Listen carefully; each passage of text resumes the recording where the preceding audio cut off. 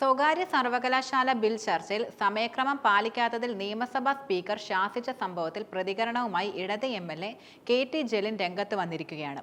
N ഷംസീറിന്റെ മറുപടി എന്ന് തോന്നിപ്പിക്കുന്ന വിധത്തിലായിരുന്നു സോഷ്യൽ മീഡിയയിലൂടെ ജലീൽ മറുപടി നൽകിയത്.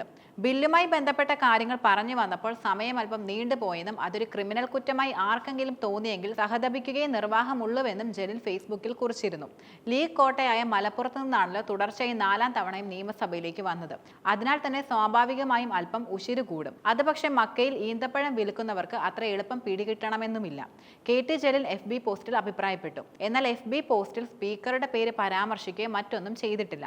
അതുപോലെ സഭയിൽ നടത്തിയ പ്രസംഗത്തിന്റെയും സ്പീക്കർ പ്രസംഗം അവസാനിപ്പിക്കാൻ ആവശ്യപ്പെടുന്നതിന്റെയും വീഡിയോയും പോസ്റ്റിൽ ജലീൽ പങ്കുവയ്ക്കുകയുണ്ടായി.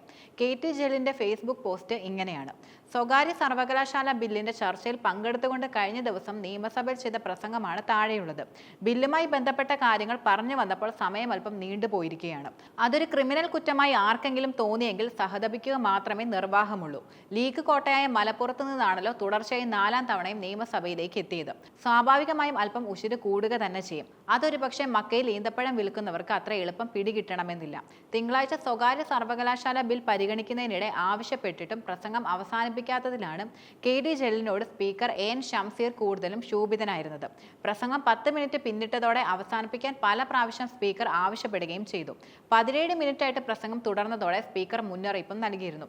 ബില്ലിൽ വിയോജനക്കുറിപ്പ് നൽകിയ പ്രതിപക്ഷത്തെ 3 അംഗങ്ങളും പ്രസംഗം 10 മിനിറ്റിൽ അവസാനിപ്പിച്ച് സഹകരിച്ചതായി ചെയർ ചൂണ്ടിക്കാട്ടുകയും ചെയ്തു.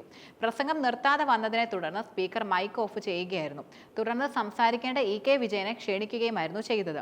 ഇത് വകവയ്ക്കാതെ ജലീൽ മൈക്കില്ലാതെ പ്രസംഗം തുടർന്നു. ഇതിനെ തുടർന്ന് സ്പീക്കർ രൂക്ഷ വിമർശനമാണ് നടത്തിയത്. ചെയറിനോട് കാണിക്കേണ്ട മര്യാദ ജലീൽ കാണിച്ചിരുന്നില്ല. ജലീൽ കാണിച്ചത് ധിക്കാരമാണെന്നും സ്പീക്കർ പറയുകയുണ്ടായി. ചെയർ കാണിച്ചത് ശരിയല്ലെന്ന് ജലീലും കൂട്ടിച്ചേർത്തു. ഒരുപാട് തവണ പറഞ്ഞിട്ടും ചെയറിനെ ധിക്കരിക്കുകയായിരുന്നുവെന്നും ജലീലിന് സഭയിൽ പ്രത്യേക പ്രിവിലേജ് ഇല്ലെന്നും സ്പീക്കർ തിരിച്ചടിക്കുകയും ചെയ്തു.